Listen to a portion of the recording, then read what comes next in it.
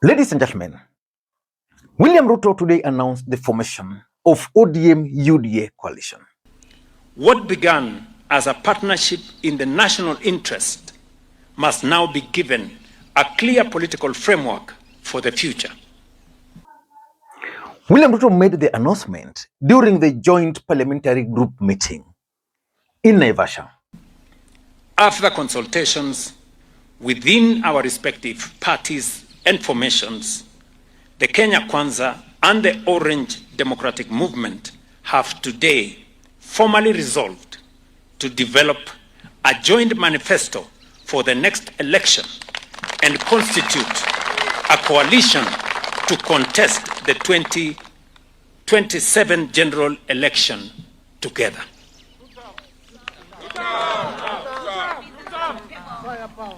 This formalizes the political partnership we have built and gives it a clear mandate to consolidate the progress we have made, carry the reforms underway to completion, and present to the people of Kenya a common program for the next phase of our national transformation. But one thing also stood out there: the number of leaders present. Let me ask my elder brother, the party leader of ODM,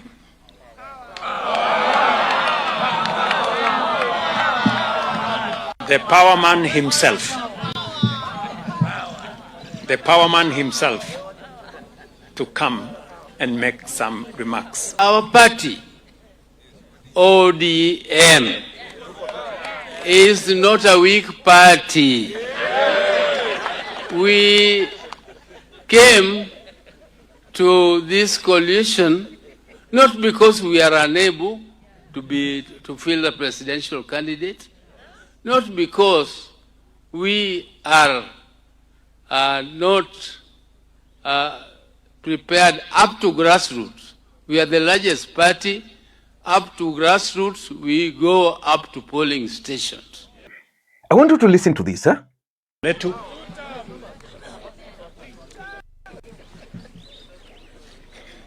We have in our midst 312 members of the National Assembly.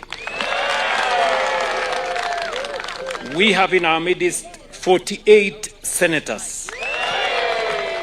We have in our midst 23 governors. And we have in our midst 24 deputy governors.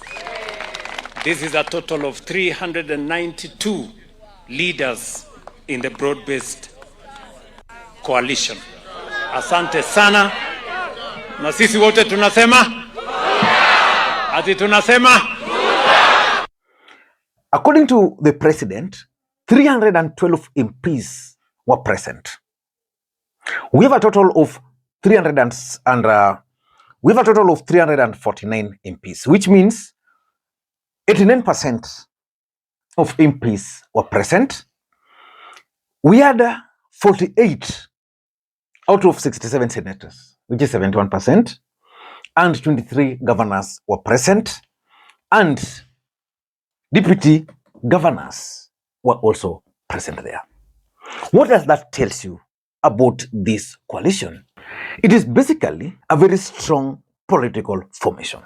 Many people admire us. They want to copy what we are doing.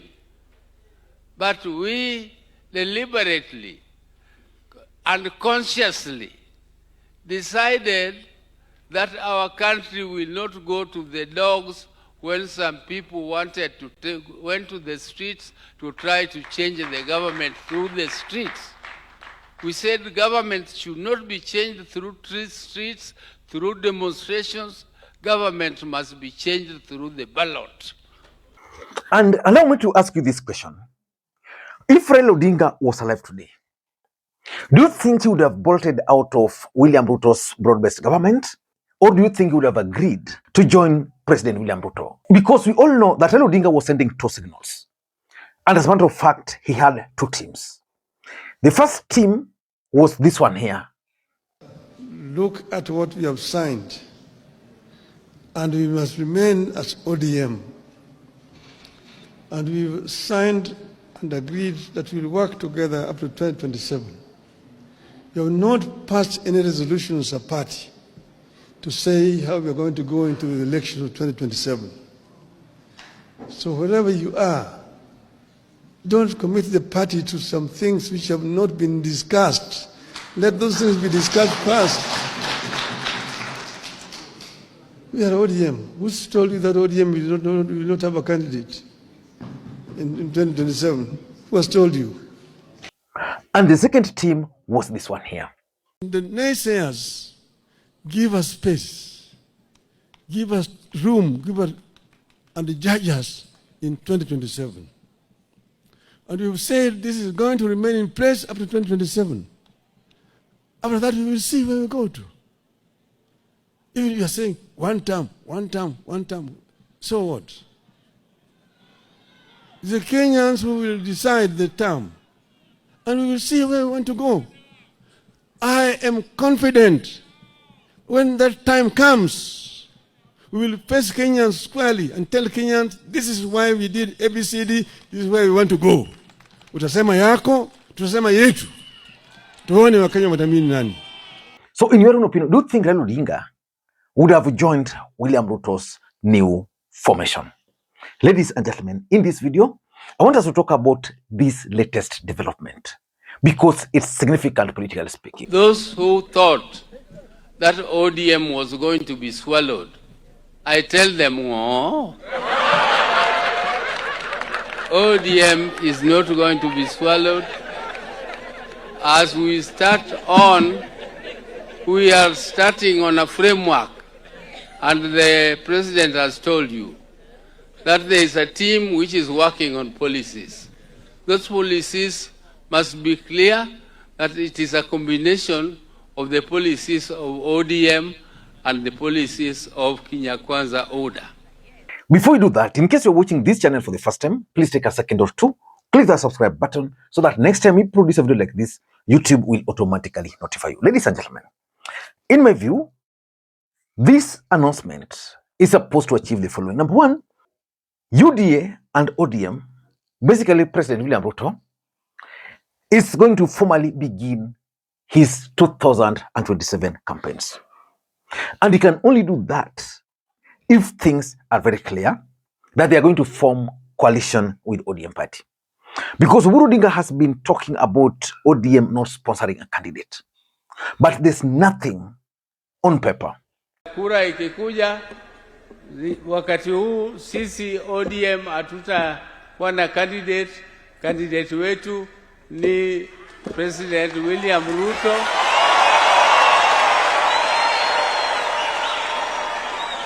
But all the other positions are negotiable.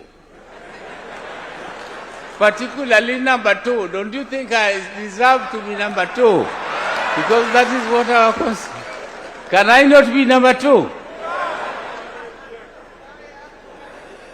Mimi nimetosha. So the team they formed will basically come up with a manifesto and also the rules of engagement. What ODM party are going to demand, and of course what William Ruto is also going to offer. Basically, they're going to now come up with a formal arrangement on how they're going to begin their campaigns. Number 2, I think William Ruto, being a veteran politician, intends, in my view, to deal with the aftermath of this coalition. Because let me ask you, do you think the leadership from Mount Kenya who are in UDA are for this arrangement? They are not, because this arrangement is going to affect them. So William Ruto basically announced this coalition because he wants to deal with the aftermath. How many leaders are going to leave? Because as we speak, 312 of them, MPs alone, were present. I'm 100% sure that not less than 40 of them will definitely bolt out. So William Ruto wants to deal with that aftermath early enough, because we are talking of 365 days to the next general election. And as a matter of fact, and number 3, I think it's about crafting the winning formation. And it's not going to be very easy to craft a winning formation, because you look at William Ruto, you look at the numbers, and you look at and you look at the dynamics of politics. They don't seem to add up. Because who is going to be the running mate? Is President Ruto going to retain Professor Abraham Kithure Kindiki?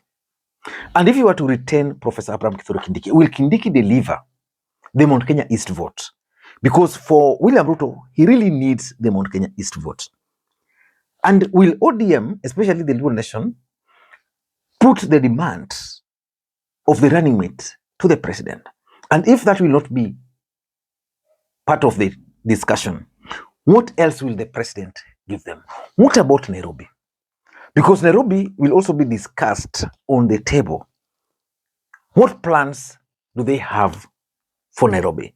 So for me, if you were to ask me, I think Edwin, and for me, if you were to ask me, I think President William Ruto is also responding to the pressure from Edwin Sifuna. Edwin Sifuna is already traversing the country,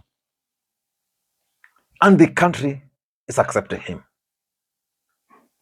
So what I think the president is doing, he also wants to now begin official campaigns, going to places like Sifuna has been doing. Because currently, what is the game plan? It's not very clear. So for me, I want to wait to see what's going to happen moving forward. Until that time, this is Lee Makwiny. Bye-bye.